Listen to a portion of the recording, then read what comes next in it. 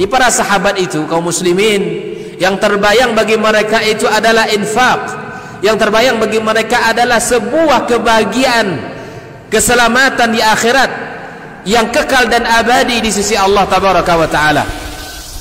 Semua kita boleh klaim sekarang. Kamu cinta Nabi? Cinta Ustaz. Cinta Nabi? Cinta Ustaz. Termasuk saya. Cinta Nabi? Cinta. Dapat tahunya besok di akhirat. Maka apa kata Nabi sallallahu alaihi wasallam? Amalur rajuli biyadih. Penghasilan yang terbaik adalah pekerjaan yang dilakukan oleh seseorang dengan tangannya sendiri. Wa kullu bai'in mabrur. Dan setiap jual beli yang mabrur. Ini aktivitas ini membantu saya di akhirat atau akan menyulitkan saya di akhirat? Kalau seandainya perbuatan itu ternyata akan menyulitkan kita di akhirat kelak, tinggalkan perbuatan itu.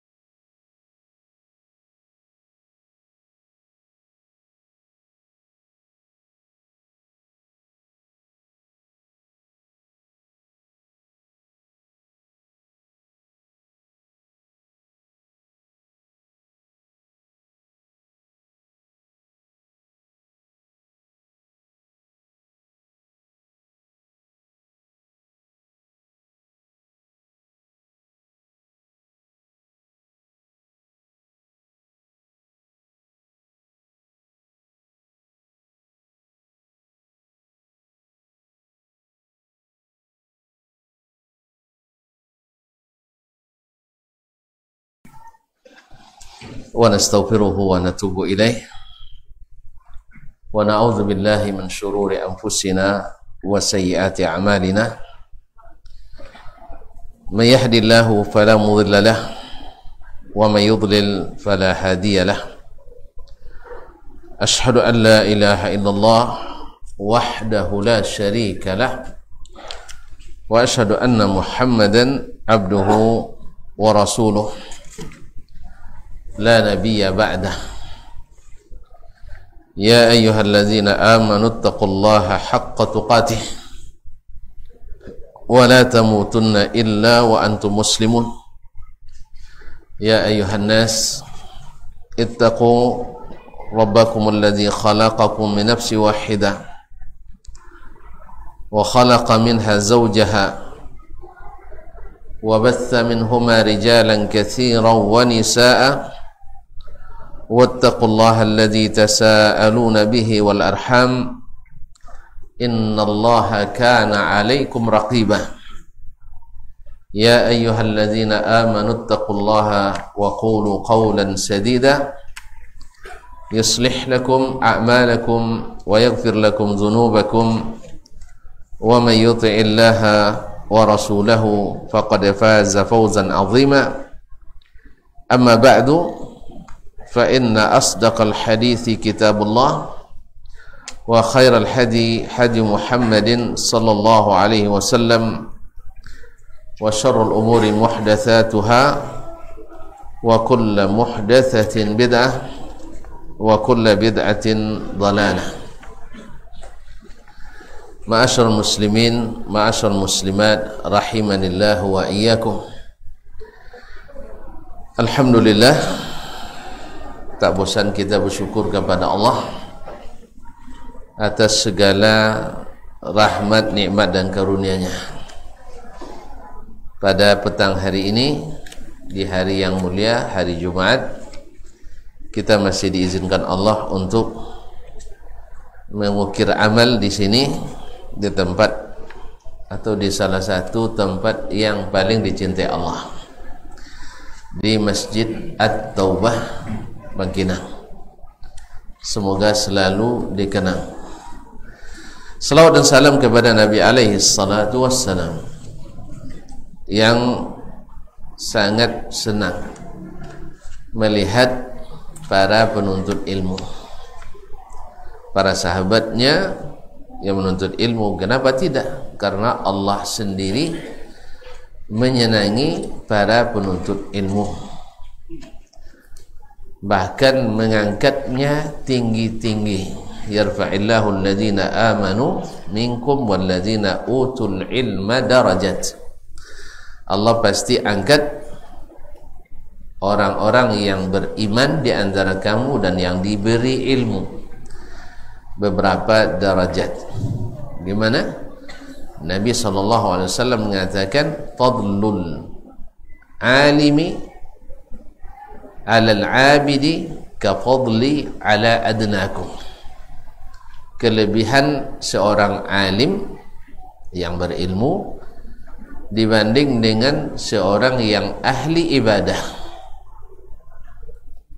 Ya, ahli ibadah, abid, itu seperti kelebihan saya, kata Rasulullah SAW, terhadap orang yang paling rendah di antara kalian para sahabat.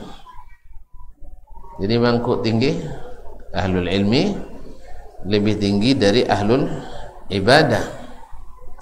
Tetapi kalau seandainya dua-duanya kita dapat ahlul ilmi dan ahlul ibadah, berarti dapatlah kedua-dua yang utama. Oleh itu, sekali lagi kita berselawat dan mengucapkan salam untuk Nabi kita alaihi salatu wassalam.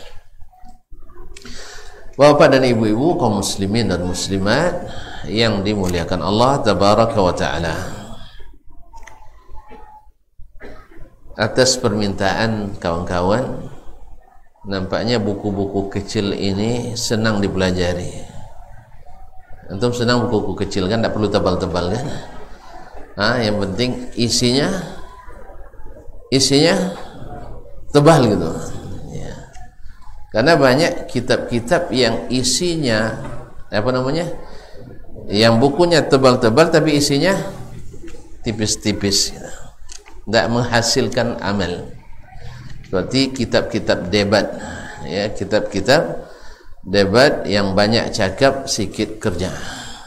Apalagi seperti kata Gus Dur, lain yang dicakap, lain yang dikerjakan.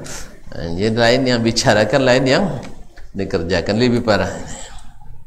Makanya atas permintaan kawan-kawan minta kitab lagi. Ya, minta kitab lagi. Masih teringat kitab ini.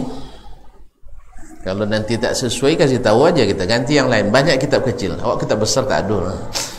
Ya, kitab besar tak ada.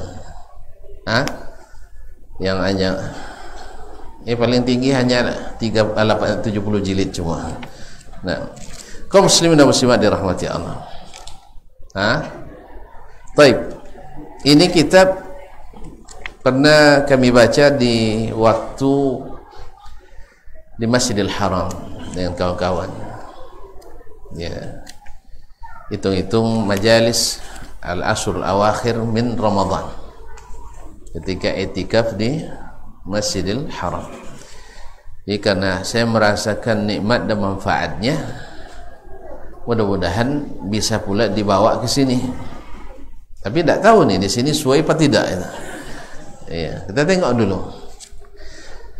Kenapa kitab ini? Karena kita dengan kitab Ibnu Rajab kemarin berbicara tentang fadlu ilmi salaf ala ilmi khalaf, keutamaan ilmu as-salafus salih dari ilmu al-khalaf, yang intinya adalah mereka sedikit bercakap, banyak beramal. Bagi mereka satu hadis melahirkan banyak amalan. Tapi kalau di khalaf banyak hadis membuat atau menjauhkan amalan kadang-kadang. Sebab apa? Datang perintah, dicari hadis lain yang membatalkannya menurutnya, sehingga yang awalnya perintah nak ditaati, jangan keras sekali, itu kan cuma sunat, jangan dikerjakan. Ya tak? Datang larangan, datang lagi, oh jangan satu hadis aja dipegang, banyak hadis lain, betul juga ya. Akhirnya larangan itu tidak haram, tidak apa-apa dikerjakan. Ini kita tidak ingkari, hukum itu tetap. Ya, kita juga ijtihad ulama itu ya bahwa ini wajib, ini ini sunat, ini haram, ini makruh, ini mubah. Ini tetap ada sejak zaman Nabi sudah ada. Cuman semangatnya as-salaf itu bukan semangat mengetahui hukum untuk ditinggalkan, tetapi semangat mereka mencari ilmu untuk diamalkan. Makanya antara fadlu ilmi salaf dengan iqtida'ul ilmil amal, iqtida'ul ilmil amal yaitu ilmu menghendaki amal. Al-ilmu yaqtadil amal. Ilmu itu diamalkan. Itu pesan ilmu. Saya kira sinkron sekali antara dua kitab ini. Yang kedua, bahwa penulisnya adalah sama-sama tegak berdiri kokoh di atas sunnah Nabi sallallahu alaihi wasallam, sehingga tidak sedikit pula yang menyerang beliau seperti Muhammad Zahid Al-Kautsari, induknya Ghulatus Sufiyah di masa Khilafah Utsmaniyah al-akhirah. Dia muftinya di Daulah Utsmaniyah dan berpemahaman banyak yang menyimpang. Beliau menulis tentang Ta'nibul Khatib Al-Baghdadi, yaitu memberi pelajaran kepada Al-Khatib Al-Baghdadi. Dan kitab ini dijawab oleh Zahabiyul Asr Syekh Abdul Rahman ibn Yahya Al-Muallimi. Jadi adik-adik dan tiburu ya, Abdul Rahman bin Yahya, awak Dasman bin Yahya, cuman babezo ayah jama. Itu bezo. Kaum muslimin dan muslimat, dalam kitabnya At-Tankil bima fi ta'nibil Kautsari minal abatil. Jadi memberi pelajaran pula dan mengingatkan betapa terhadap kitab Ta'nibil Kautsari yang katanya pelajaran pada Khatib Al-Baghdadi, di dalamnya banyak terdapat kebatilan dan kedustaan. Allah musta'an. Jadi dari dulu dah biasa juga ini ya. Jadi tentuan harus kuat juga. Orang dusta menuduh orang lain berdusta, biasa. Nah, kita sering dengar bahwa ulama-ulama yang dianggap disebut dengan Wahabi memalsukan kitab. Sebenarnya yang banyak memalsukan adalah yang menuduh memalsukan. Yang mereka palsukan bukan kitab ulama, kitabullah, kitab Allah. Dirubah-rubah, istawa dirubah jadi istaula. Yadun diartikan dengan quwwah. Ini yang mana lebih parah? Merubah makna kitabullah dan hadis-hadis Rasulullah daripada merubah-rubah perkataan ulama. Mana lebih parah? Ia merubah kitabullah dan sunnah Rasulullah sallallahu alaihi wasallam. Oleh itu kaum muslimin dan muslimat, seperti kata pepatah Arab, ramadni bidaiha wan sallat. Apa terjemahan? Kalau wasau ay maling teriak maling ya, atau lempar batu sembunyi tangan. Allah musta'an. Tapi kaum muslimin dan muslimat dirahmati Allah Subhanahu wa taala, al aslu fil ulama as-siqatu wal adalah. Khususnya ulama Ahlussunnah, mereka thiqah wal adalah, tetapi tersalah itu biasa. Tersilap itu merupakan adalah sunnatullah dalam nasib manusia.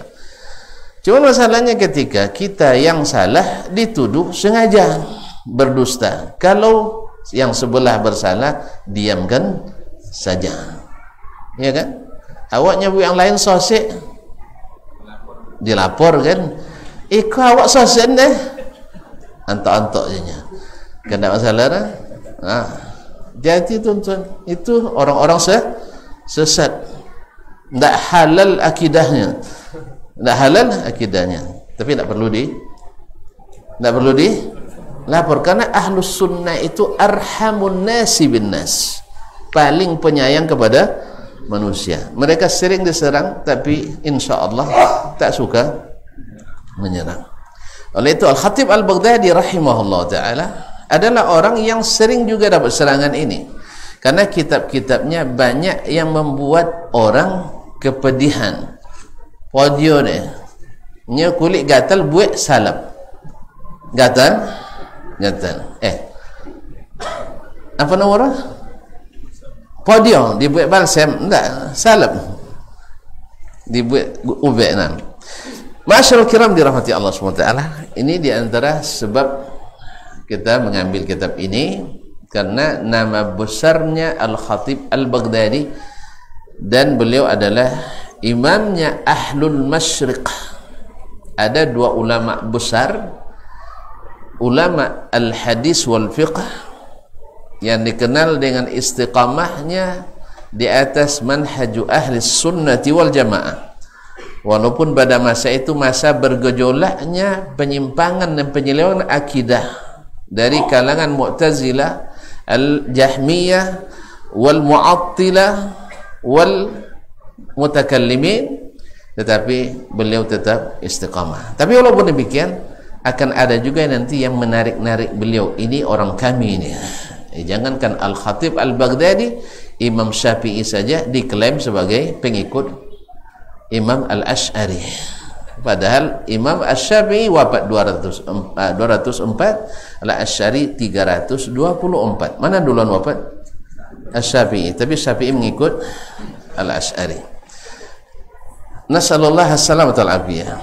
Tapi ilmu itu semakin digali semakin membuat jalan itu terang. Makanya hablul kadhibi qasir, yang namanya tali dusta itu pendek, tak kokoh, gampang diungkai. Itu diungkai, gampang terlepas. Masyaallah kiram dirahmati Allah SWT. Siapa itu Al-Khatib? Dan dia adalah satu dari dua ulama fikih dan hadis yang menjadi mentarinya ilmu di timur, yaitu Al-Khatib Al-Baghdadi. Dan yang satunya lagi adalah Al-Imam Ibnu Abdul Bar An-Namiri Al-Maliki, itu di Andalus. Subhanallah, Allah ciptakan mereka berdua, satu di timur, satu di barat. Satu di timur, satu di barat. Satu bermazhab Syafi'i, satu bermazhab Maliki. Dan yang ini induknya ulama mazhab Syafi'i di Masyriq, di timur pada masanya. Yang sana induknya mazhab Maliki di masanya. Mereka lahir di tahun yang sama dan wafat di tahun yang sama. Masya Allah, tabarakallah. Taib, mana yang lebih indah? Ilmunya orang Masyriq atau Maghrib? Ya tuan-tuan, karena di Masyriq ya orang timur lah, kita orang timur.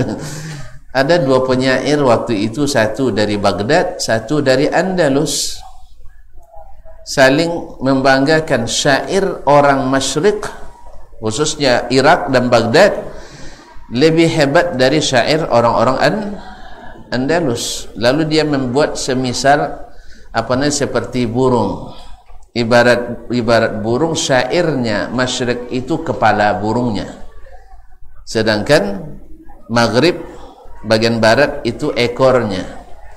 Yang di sana karena biasa bersilat lidah, tak kalah pula. Dia bilang memang seperti burung kawan, tapi burungnya burung cendrawasih. Mana yang indah, kepalanya atau ekornya? Kalah juga orang Masyriq ini. Memang kalau berdebat, kalah orang timur oleh orang barat kalau berdebat. Tapi kalau dengan ilmu itu berasal dari timur. Ya saya? Allah musta'an. Baiklah kaum muslimin dan muslimat dirahmati Allah. Beliau adalah Asy-Syekhul Imam Abu Bakar Ahmad ibn Ali ibn Thabit Al-Ma'ruf bil Khatib Al-Baghdadi, dikenal dengan Al-Khatib Al-Baghdadi. Dulu ayahnya juga seorang khatib, dan ketika dia masih kecil, ayahnya melihat anak ini cerdas. Beliau lahir 392 Hijriah. 392 Hijriah di Baghdad, di fi Sawadil Iraq. Nah, orang tuanya sudah membawanya ke majelis ilmu pada tahun 403. Berarti 392, 8 tambah 3 berapa? Umur 11 tahun sudah mendengarkan hadis dan bersanad. Subhanallah. Beliau ini Masya Allah tabarakallah, diberikan kepadanya cinta ilmu sampai-sampai lupa menikah. Termasuk ulama yang akhirnya tak menikah. Beliau yang mengatakan yambaghi ala talibil ilmi ayu akhiraz zawaj ila sinnil arba'in. Bagusnya seorang penuntut ilmu itu melambatkan menikah sampai umur 40. Jadi sebenarnya anun pauca rekor nih.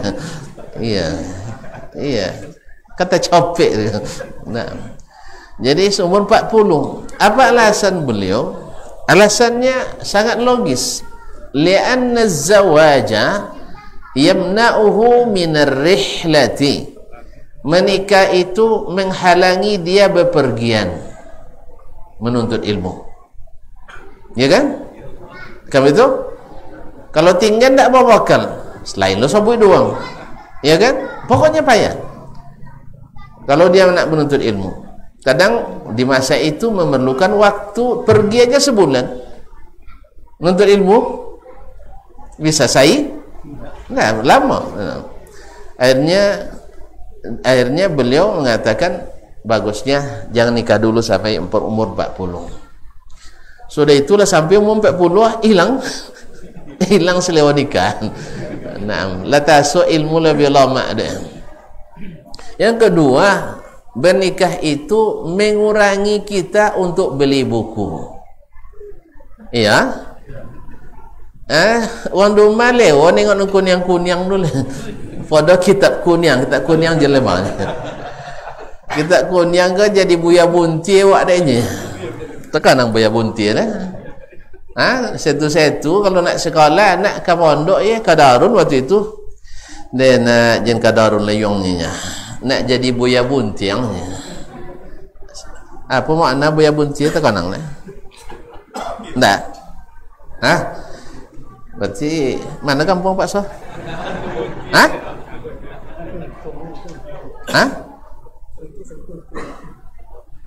Iya, buaya bunti. Bunti itu sampai boy. Jadi kalau di Kinang kan ai ba'a pasau. Tu kulil yang petang ba'a rombo bunti. Baik dia uang setekong sorang. Soalnya itu kena sorang lah, buka aja lah angkunya kan. Jadi itulah dulu image yang terbangun kalau menuntut ilmu di pondok. Jadi buaya bunti. Sehingga termasuk yang lobby masuk pondok. Mbaknya Pak siapa dulu mendiang subhanallah kak lupa ya. Bukan mendiang Profesor Airul Rahman. Ia pernah mengatakan bahwasanya dahulu kalau anak wak dia masuk sekolah umum, anak dia ganteng ayah kayu masuk sekolah umum SMP. Tapi kalau tongkau iya, tongkau buat perangai atau musikin ada atau nak kena buat orang masuk pondok kamu itu subhanallah. Tapi walaupun macam itu Masya Allah pondok tu luar biasa. Yang usah sehat deh. Iya kan, yang usah sehat, yang bongak dia, yang buah ganteng diancak deh. Itulah hebatnya pondok. Ya kan? Kalau sampai noncak-ancak masuk ke pondok ni Masya Allah. Itulah terlambat wak. Terlambat nam. Jadi kaum muslimin dan muslimat dirahmati Allah, untung dan le musikin dulu. Subhanallah. Ternyata nan ancak-ancak puangai masuk ke sekolah umum. Tidak boleh dilanjutkan. Lanjutkan. Kaum muslimin dan muslimat dirahmati Allah SWT. Jadi Al-Khatib Al-Baghdadi mengatakan menuntut ilmu itu apa? Menikah itu menghalangi rihlah, menghalangi beli buku. Ya. Karena buku itu bagi seorang istri lebih dicemburui daripada 3 orang madu. Nah, 3 orang madu. Itu kecil cita-cita dulu. Kawasan ada kawan apa senior apa di Makkah itu orang Morocco, kalau beli buku bau, indak tolok embo dek kalau mau marah waktu bini jago. Simpan dulu di jok motor, apa dia pun mau di bagasi motor, lalu bini bau ke dalam maktabah di solen. Subhanallah. Cemburu masalahnya. Cemburu. Iya buku abi dia 2 riyal. Beli ambil tak dapat kira. Sekali setahun beli ambilnya. Buku tiap asal basuh beli, asal basuh beli. Bos hingga ke ambil asal basuh tak pernah beli. Antu cemburu kawan. Kaum muslimin dan muslimat dirahmati Allah. Kecuali dapat lebih ni non suka buku. Apa sebab buku itu seperti kata Al-Khatib lagi. Ini banyak kata-kata beliau dicatat dengan tinta emas. Al-kutubu zahabu talibil ilmi. Kitab itu adalah emasnya penuntut ilmu. Ya, emas bagi penuntut ilmu. Nah, emas bagi penuntut ilmu. Dan betul, sampai-sampai guru kami Syekh Abu Bakar Al-Jazairi rahimahullah mengatakan, kun kariman fi kulli syai'in illa al-kitab. Kamu boleh jadi pemurah dengan segala sesuatu yang kau miliki kecuali kitab. Ada tonton sedekah meti ai, ada tonton sekolah ni sedekah meti ai. Yang jual meti tak tolak sedekah meti ai dia habis kali. Iya kan? Tak ada. Tapi kalau sedekah makanan tiap hari ada? Ada, minimal sekali seminggu. Saja. Masya Allah, jazakallah khairan. Nah, tiap minggu, kalau alhamdulillah adalah membaca sarapan gratis. Tiap Jumat, saparuh. Masya Allah, tabarakallah. Ini perlu. Jadi tiap hari Jumat bisa sarapan. Ini orang pahlawan. Nah, jadi kaum muslimin dan muslimat dirahmati Allah SWT. Tapi sedekah emas sekali seminggu ya tak tolak. Sekali sebulan tak jalan. Begitulah harga kitab bagi penuntut ilmu. Karena dia ibarat emas. Ibarat emas. Jadi caklah pemua dalam segala sesuatu asal jen kitab. Sebab kitab itu masalahnya kadang tak diterbitkan lagi. Tak diterbitkan lagi. Jadi susah dicari. Susah dicari. Makanya, dan pada umumnya kitab kalau lah pinjam dek kawan jangan balik. Kok sakitnya tu di sini. Sudah banyak kawan minjam kitab dan lebih sering lupa dari ingat. Yang masuk nak kanang dong. Jadi asal pinjam lupa. Wajar dia lupa. Sebabnya apa? Kitabnya banyak, kadang terselip di kitabnya. Sebagaimana sama ambo pun masih ada kitab sebagian kawan yang belum dibalik. Ya tiap bosujinya tak kanang. Setelah lah pulang lupa. Tiap bosuah tengah ustaz kitab ustaz ada nen. Tu lagi lupa. Subhanallah. Jadi kaum muslimin dan muslimat dirahmati Allah. Kemudian beliau lahir 392 dan pada tahun 403 sudah diajak oleh orang tuanya ke majelis ilmu umur 11 tahun. Maka menghadirkan anak-anak di majelis ilmu itu adalah sunnahnya para ulama, orang-orang besar seperti Imam Asyuti rahimahullah umur 3 bulan dihadirkan di majelis Ibnu Hajar rahimahullah ta'ala. Umur 3 bulan sampai ayah tolong minta ijazah tu anaknya masih umur 3 bulan. Maka Imam Asyuti bangga dengan dapat syahadah ijazah izin meriwayatkan riwayat dari Ibnu Hajar rahimahullah walaupun beliau belum berakal waktu itu. Cuman babanta aja muwi Ibnu Hajar awak jangan bantah lah. Jadi kalau bantah ulama seulama awak jangan nak. Tapi memang lah sifat macam ni tu ban. Muwai Ibnu Hajar je muwai As-Suyuti dengan muwai As-Sakhawi dua adu lah. Jadi tahu orang jadi. Kaum muslimin dan muslimat dirahmati Allah. Kemudian beliau diberikan cinta terhadap ilmu hadis. Warahala fi ilal aqalim, sehingga beliau berkunjung mencari hadis ke berbagai negeri Islam. Ya, berbagai negeri Islam. Sampai ya jangan tanya Makkah, Madinah, Baghdad, Mosul, Al-Basrah, Kufah, sampai ke mana-mana beliau menuntut ilmu. Wa bara'a wa sannafa wa jama'. Dan akhirnya beliau menjadi orang yang sangat ahli dan pakar dan menulis banyak kitab dan mengumpulkan banyak ilmu, sehingga beliau termasuk ulama ensiklopedi.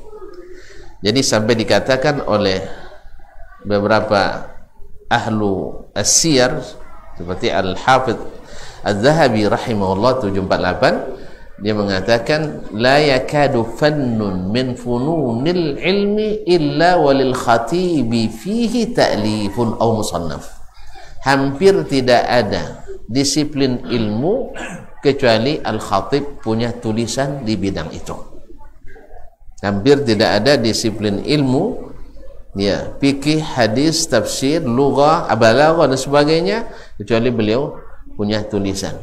Dan rata-rata kitab yang ditulisnya menjadi rujukan utama bagi yang datang setelahnya.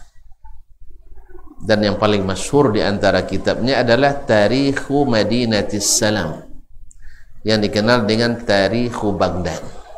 Tarikhu Baghdad, dan ini menjadi rujukan utama bagi para ahli hadis dan sejarah yang untuk mendapatkan atau mengetahui sejarah kota Baghdad, para ulama dan tokohnya yang pernah berdiam dan lalu di situ. Itu Tarikhu Baghdad lil Khatib Al-Baghdadi alaihi rahmatu rabbi. Beliau tadi sudah kita katakan mendengar banyak dari para ulama hadis dan ulama fikih dan lainnya di banyak negeri, seperti di Baghdad, Basrah, Nisabur, kampungnya Imam Muslim, wa Asbahan. Ini Asbahan ini dulu adalah daerah yang banyak melahirkan ulama-ulama sunnah. Bahkan hampir tidak ada bid'ah di situ. Subhanallah. Makanya antum kalau baca nanti di abad-abad pertengahan, baik abad ke-4, 5 dan 6, ulama-ulama di sana khususnya dalam masalah akidah sangat keras menentang bid'ah. Apa pasal? Sebab negeri itu negeri sunnah. Jadi bagi mereka aneh kalau ada orang yang berbuat bid'ah di situ. Beda dengan, ya tentu beda. Kalau di kita mungkin akan ganjil kalau di orang menegakkan sunnah. Sebab apa? Negeri kita sudah terbiasa dengan bid'ah hasanah. Bid'ah hasanah. Nah, bahkan lebih berharga kadang-kadang dari sunnah hasanah. Lebih berharga kadang dari sunnah. Kalau ketika menegakkan sunnah Nabi yang jelas dalilnya, kadang-kadang mendapat sorotan luar biasa. Tapi ketika menegakkan bid'ah, Masya Allah dapat sorakan yang luar biasa. Allah musta'an. Wa Asbahan wa Dinawar. Kalau orang kita bacanya Dainur, sehingga Dainuri. Itu adalah kesalahan dari dulu, ya, Dainuri. Sudah itu obat Zainuri. Asalnya Dainuri itu, sudah itu jadi Zainuri. Yang dimakan di rakyat batitiok condor kan. Nah, yang aslinya adalah Ad-Dinawari. Ad-Dinawari. Seperti yang ditabit oleh para ulama dhabt seperti Ibnu Makula dan Ibnu Nasruddin Ad-Dimashqi dalam kitab Ibnu Makula dalam Al-Ikmal, dan Ibnu Nasruddin Ad-Dimashqi dalam Tawdihul Mushtabih. Jadi Ad-Dinawari, bukan Dainuri. Sama orang kita baca dulu Muhyiddin dibaca Mahyuddin. Sehingga banyak orang kita dari negeri Melayu ini memberi nama anaknya dengan Mahyuddin. Seperti guru kami Buya Godang, yaitu Muhammad Nur Mahyuddin rahmatu Rabbi wa maghfiratu lahu. Kaum muslimin dan muslimat dirahmati Allah SWT, Mahyuddin pada aslinya Muhyiddin, tapi mungkin dulu salah tengok karena mungkin sebagian kitab iya yang kedua tak tulinna, jadi mim ha ya, sehingga dibaca Mahyuddin. Yang benar adalah Muhyiddin. Ya, kalau sudah buat nama anak jangan Mahyuddin juga, tapi Mahyuddin Persilamo. Nah, sama terjemahan kalbun dengan hati itu Persilamo, sebenarnya adalah jantung. Tapi payah mau bahasa bangyo kawan. Nah, sebab apa? Dulu kan subhanallah. Tapi tidak masalah, tidak mengandung hukum. Wa Hamdan, bukan Hamdan ini salah cetak ini. Wa Hamadan. Sebab Hamdan itu bukan negeri tapi kabilah. Jadi kalau ada Al-Hamdani itu nisbat kepada kabilah yang aslinya dari Yaman. Tapi ini adalah Hamadan, nisbat kepadanya Hamadani. Ya, Hamadan itu salah satu negeri besar di tempatnya di Iran sekarang. Iran itu kan Asbahan dulu. Iran itu dulu Asbahan, atau disebut dengan Biladu Khurasan. Taib, kemudian wal Kufah, demikian Kufah masyhur, wal Haramain, sampai masyhurnya di Kuansing ada Kufah, tapi Kopa ya. Ada Basirah, ada Kufah. Nah, itu dari Kufah dan Basrah. Wal Haramain, Makkah dan Madinah, Hijaz, wa Dimashq, Damaskus, wal Quds, yaitu Palestina, wa ghairihima, dan selainnya. Dan beliau datang ke Syam pada tahun 451 dan tinggal di sana 11 tahun lamanya. Masyaallah kiram dirahmati Allah. Kayaknya waktu udah masuk. Subhanallah. Memang capek kalau sutun rokotu. Enggak tahu labi. Baik, nanti kita sambung lepas azan insyaallah taala.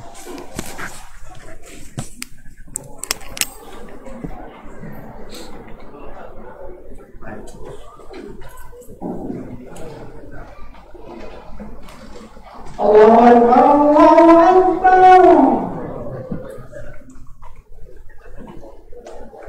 Allahu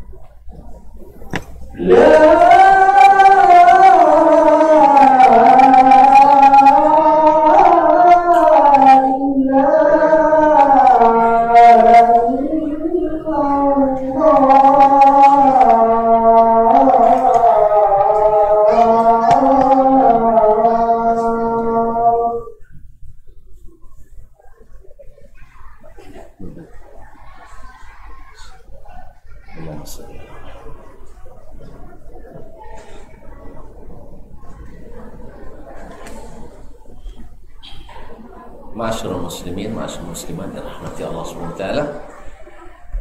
Kemudian karena beliau lebih awal menuntut ilmu sehingga sanadnya terkenal dengan sanad yang ali.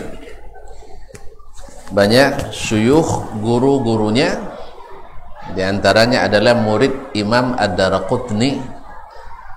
Murid Imam Ad-Daraqutni yang paling kesohor yaitu Abu Bakar Al-Barqani.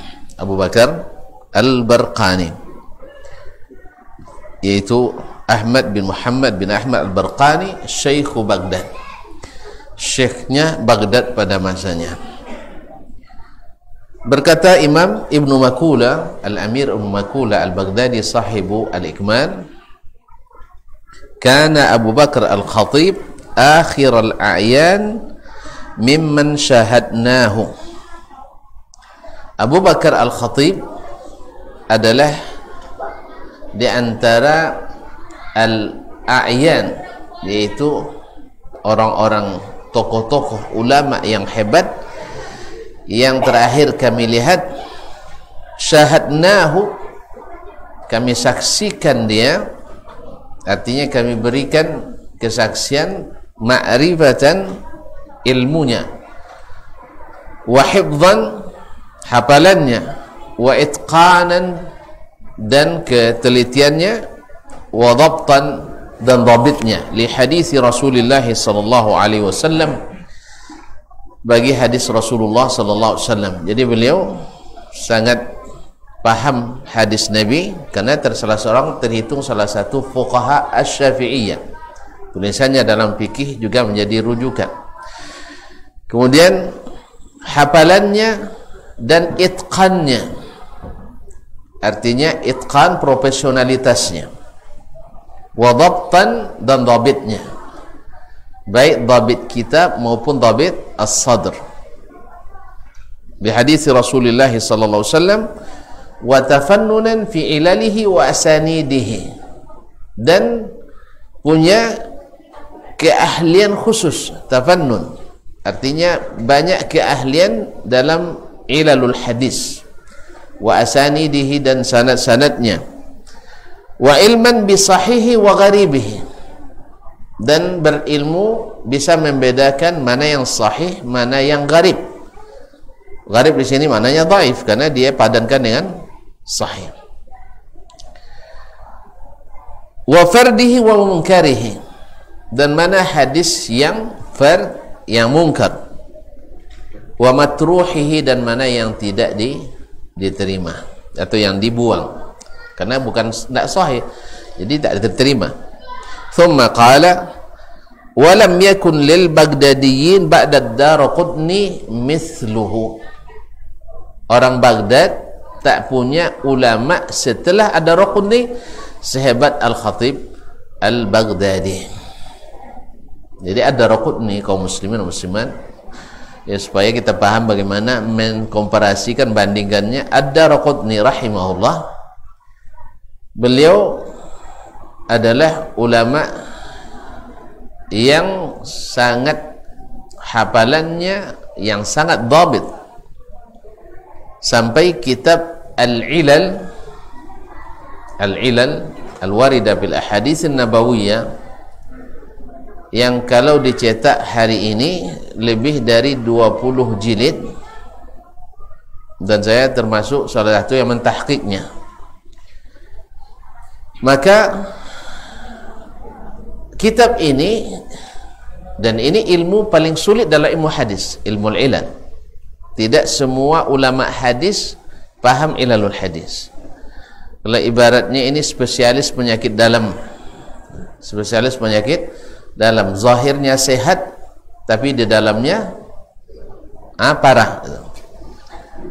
Ya, kalau tengok sanadnya bersih, tetapi ternyata ada masalah. Bodinya atletis, tubuhnya proporsional, tapi kadang tidak sehat.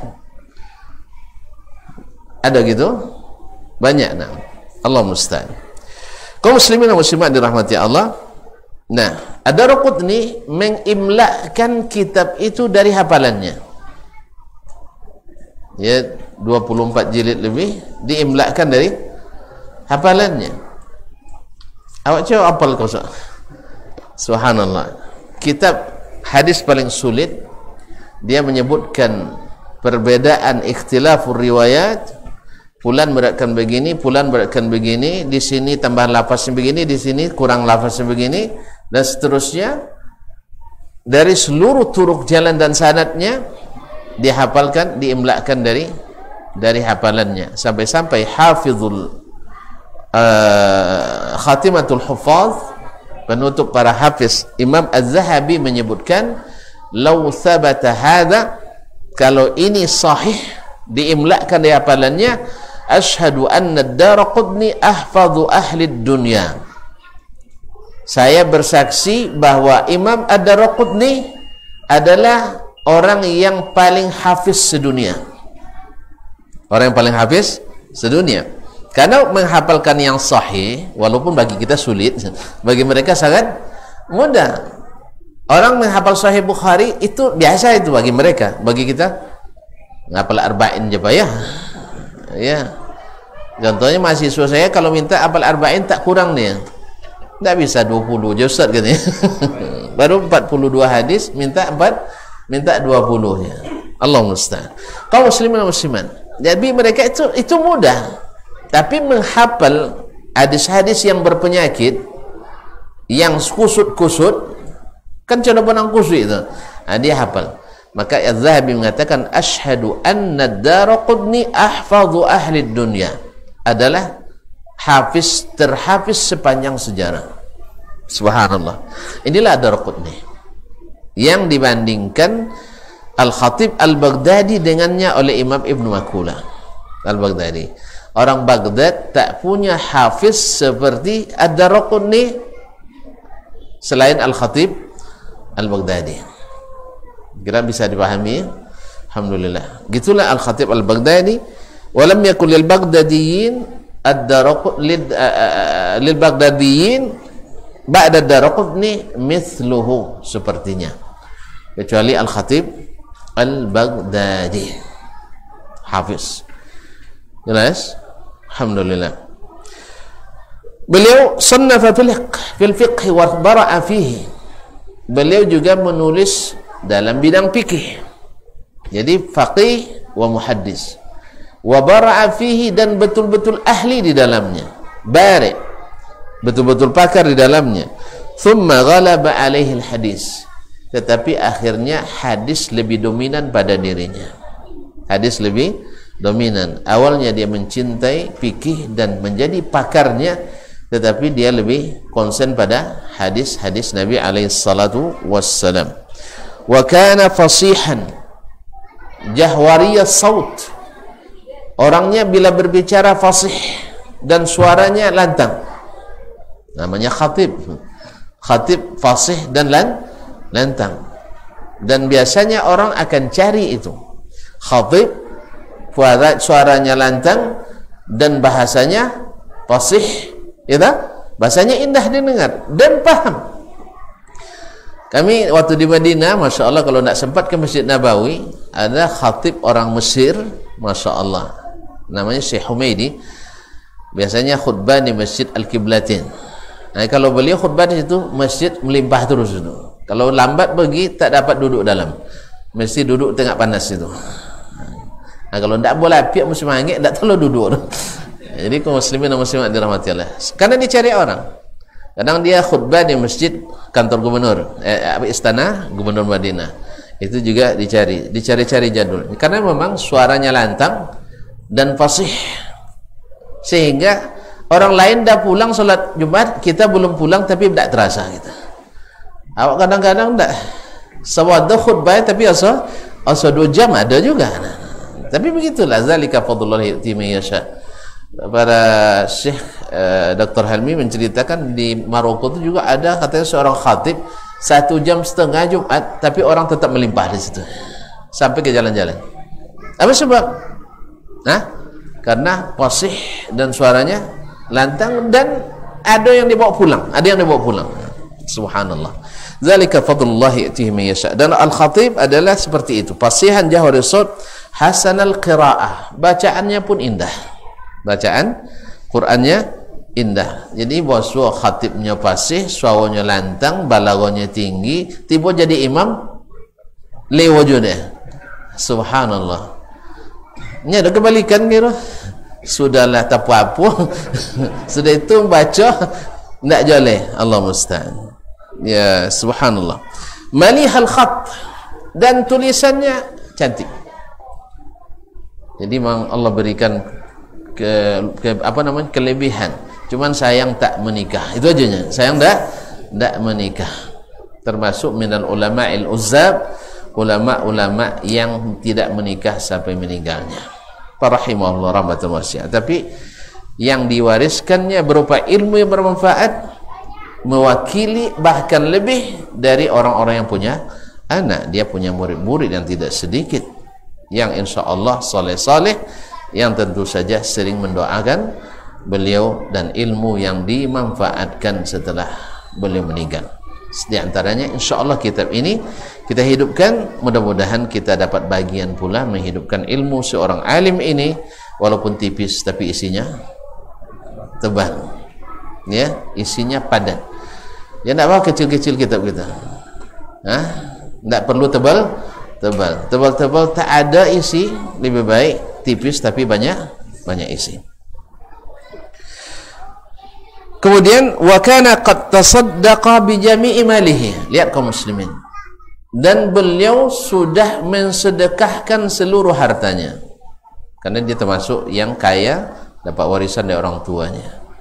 Masya Allah, ilmu tinggi, bacaan ancak, dia khutbah lama, ceramah nyelewo, piti banyak, suko mbay uang. Subhanallah. Bini, itu salahnya, bini tidak ada.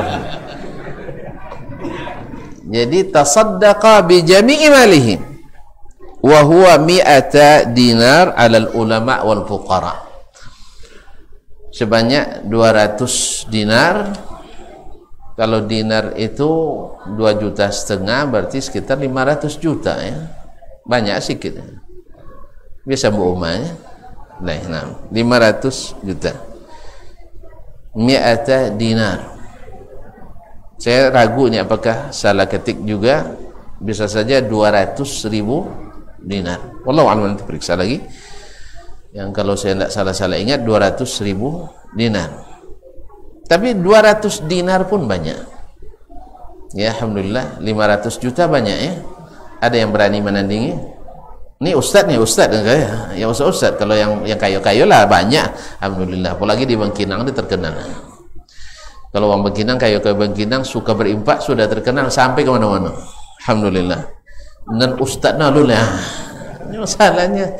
Ustaz atau GPT banyak, itu masalah. Allah musta'an. Alal ulama wal fuqara, yaitu infakkannya untuk para ulama dan para fakir miskin. Soalnya ulama itu dia musikin juga. Makanya dapat bagian. Ini meniru Abdullah bin Mubarak.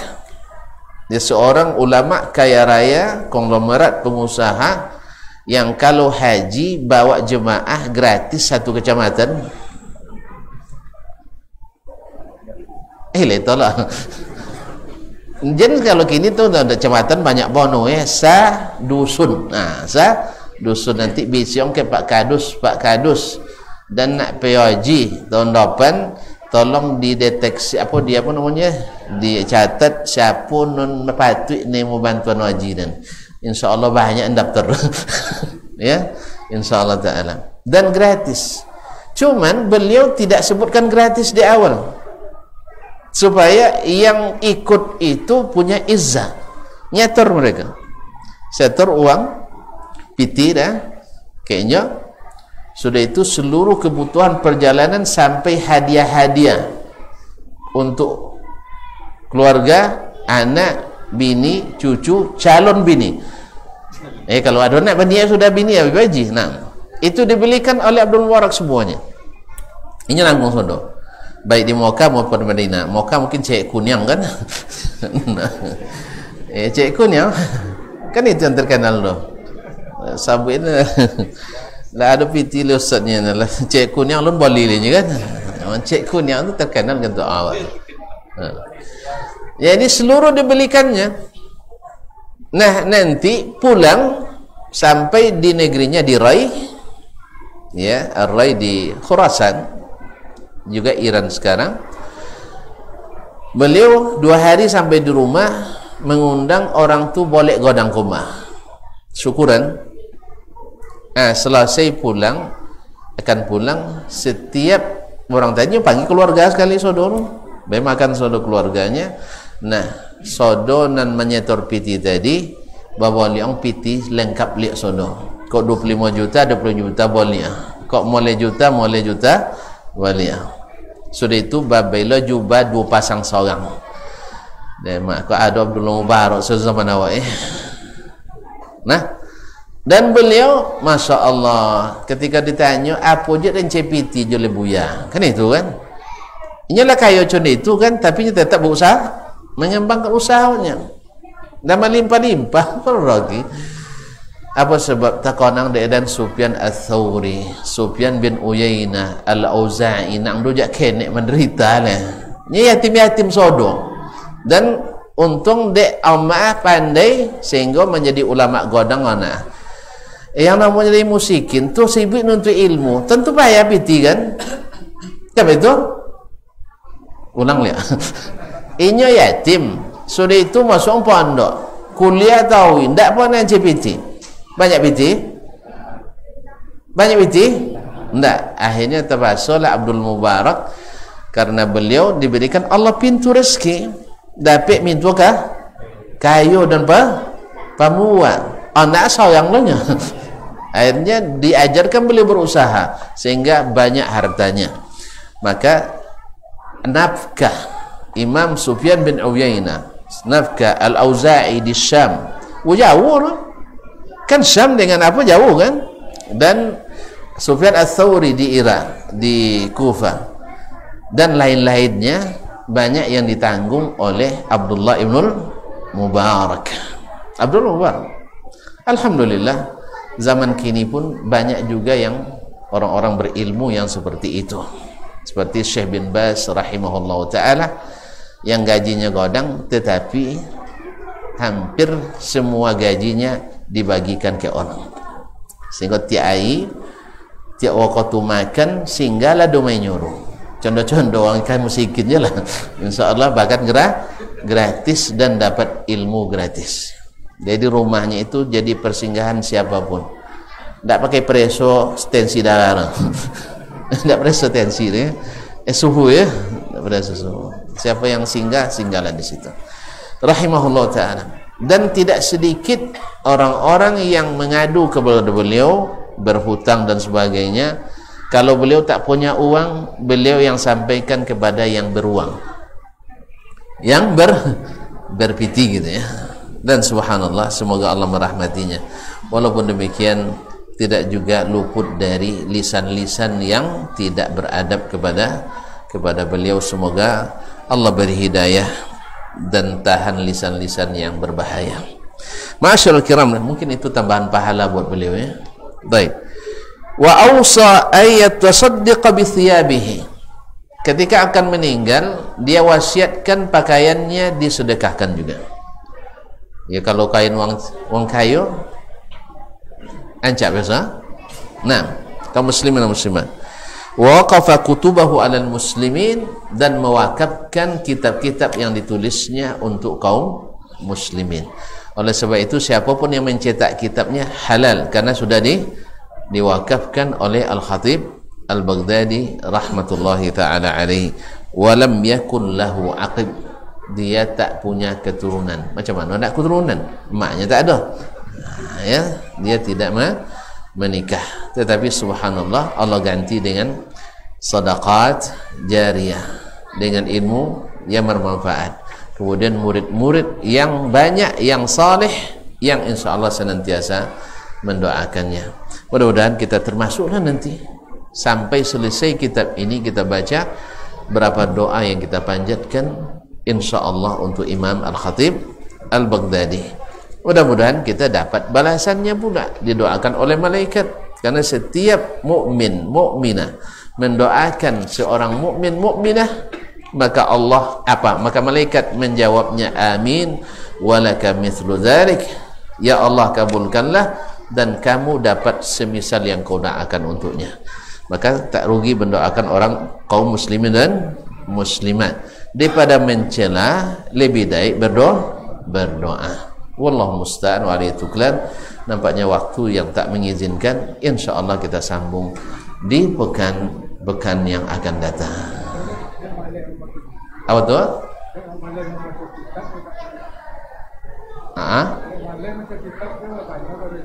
Tahu itu ya. Nah. Pertama apa tak?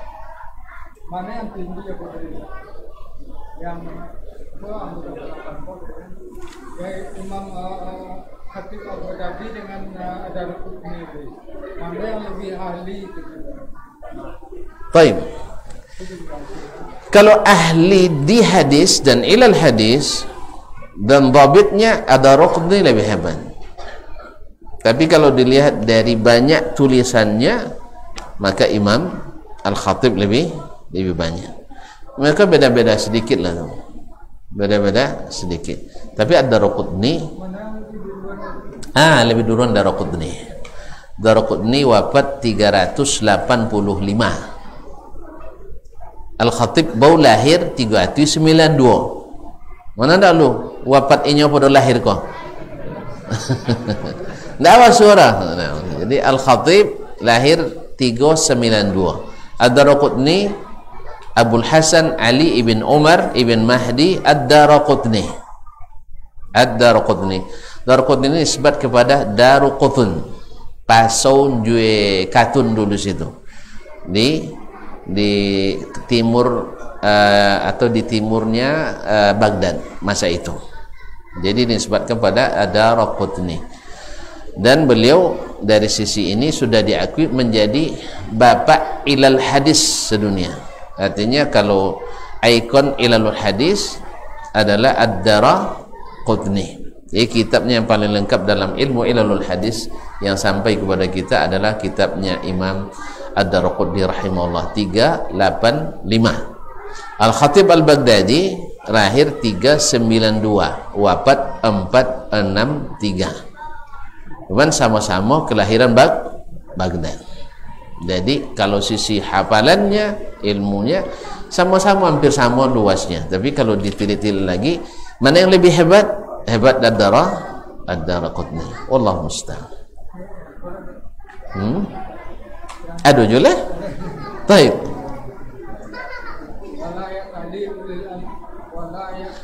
Ulul fadli minkum.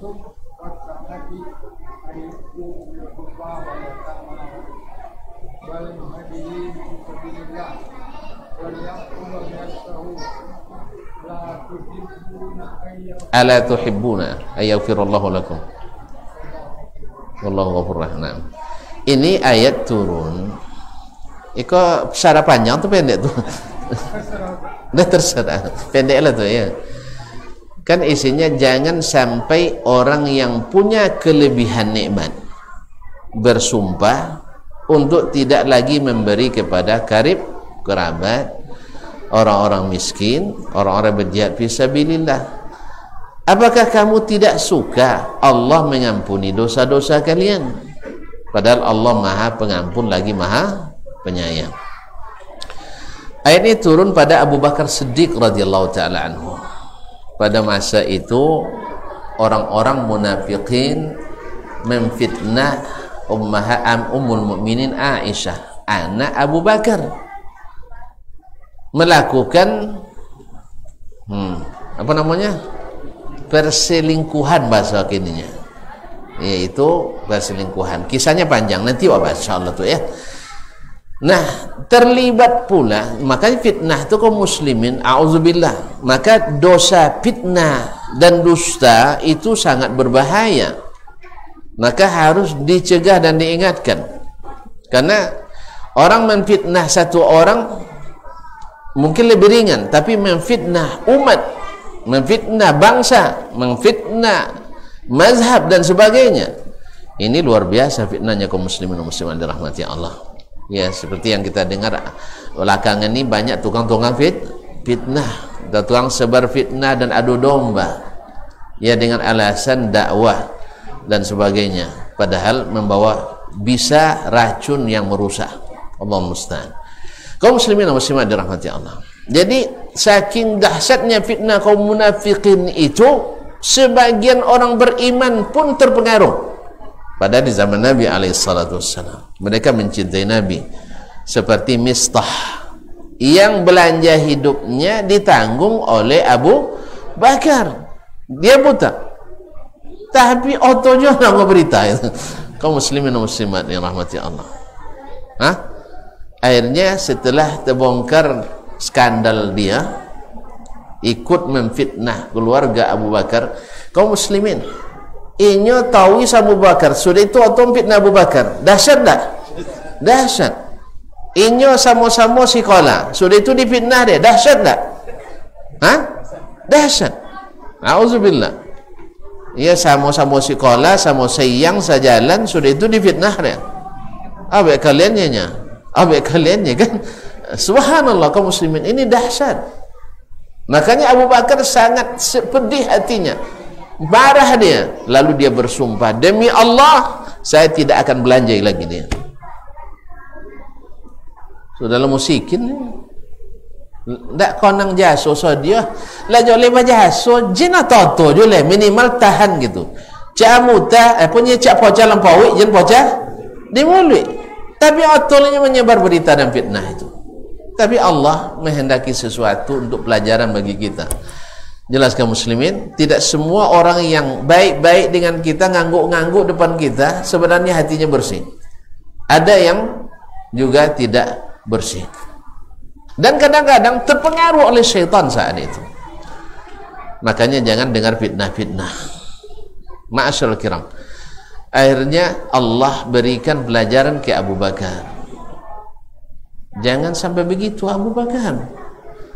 Ini dia berdosa, kamu jangan ikut berdosa. Atau minimal jangan tinggalkan pahala gara-gara orang berdosa. Jangan bersumpah. Ala tuhibbuna ayaghfirallahu lakum. Apa kamu tidak suka Allah ampuni dosa kalian? Setiap kita difitnah orang, dosa kita dikurangi, pahala kita ditambah. Tidak mau kalian seperti itu. Ini Abu Bakar, ini lihat, inilah as-salaf itu kaum muslimin, ketika dapat teguran langsung dapat pelajaran dan meninggalkan apa yang dilarang itu. Dia tidak pakai alasan lagi, tunggulah seminggu dulu, pikir dulu, tidak ada cerita. Ketika turun ayat itu dan dibacakan oleh Nabi SAW, Abu Bakar bilang, bala ya Rabbi, bala ya Rabbi, bala ya Rabbi, benar ya Rabbi, saya suka engkau memaafkan aku. Akhirnya dia kembalikan, tetap membelanjai Mistah. Berat enggak ya? Berat enggak? Jangan kan itu dua berzina ya? Tuduhnya berduto nak kena sakit dah kan? Apalagi tuduh berzina, na'udzubillah. Karena zina itu kaum muslimin bahkan kadang-kadang bekasnya lebih dahsyat daripada syirik. Orang musyrik masuk Islam tidak pernah disebut mantan muslim, tidak ada. Tapi kalau orang yang berzina walaupun sudah tobat, dah alim, nanti kalau ada anaknya nak menikah, pasti orang tua yang lain bilang, "Amu jangan ke anaknya, abeda ngaya dan sebagainya." Tapi sudah taubat. Subhanallah. Makanya zina itu kaum muslimin harus ditutup pintunya rapat-rapat, dan caranya adalah kawal anak kita ketat-ketat, khususnya yang wanita dan perempuan. Bila sudah banyak yang cinan, jangan dibiarkan orang melihatnya terus. Panggil yang cinan itu, ya, panggil. Kalau dia soleh, terima. Kalau tidak soleh, kamu jangan coba-coba dekat anak saya. Iya, kalau mau dekat dengan saya, ngaji dulu. Hah? Tes hafalan dulu. Ya. Siapa namanya kan? Anas paknya, berarti surah An-Nas. Alhamdulillah lulus. Tibon sayang Imran nama. Siapa nama Imran? Ali Imran paknya. Tapi familiar disebut Trikul paknya. Apa kulhu katanya, kulhu. Jadi namanya dan Ali Imran sono pak, tapi di embo ada orang kulhu nya. Nya takut disuam baca surat Ali Imran. Allah musta'an. Jadi anak-anak jangan ditahan-tahan lagi. Kalau sudah banyak yang cinan atau dia sendiri sudah mau dibawa orang, segera diikat. Masih sekolah Ustaz? Kalau saya terus terang prinsipnya sekolah tak sekolah, anak tetap anak saya. Ya. Kalau mereka setelah nikah mau sekolah, saya sekolahkan. Kan saya bilang, sampai mertuanya nak sekolah, saya sekolahkan. Serius ini kalau jadi. Sempat tuntun jadi besan saya, tuntut nanti tidak ada masalah. Tapi kan ada alasnya, kalau saya sanggup. Iya kan serius begitu memang. Kalau tidak sanggup, sangat tu anak awak terlapik tidak kan? Kalau sanggup, nah, doakan saja ketika jadi itu saya sanggup gitu. Ini serius kan? Kalau la yukallifullahu nafsan illa wus'aha. Jadi kalau saya sanggup, dia nak kuliah saya kuliahkan, menantu nak kuliah saya kuliahkan, mertua pun nak kuliah saya kuliahkan, dengan catatan sanggup. Bukan tak mau tak mau tu banyak urusan itu. Sanggup. Itu.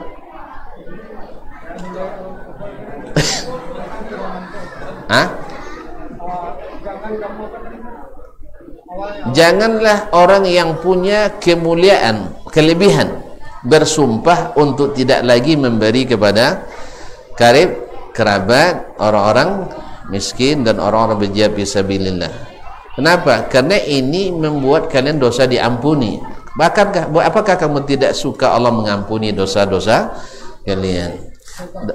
Amin wa jazakallahu khairan. Barangkali sampai situ dulu ya. Lain mau dapat. Baik, terima kasih. Subhanakallah bihamdik, asyhadu an la ilaha illa anta, astaghfiruka wa atubu ilaik. Wassalamualaikum warahmatullahi wabarakatuh.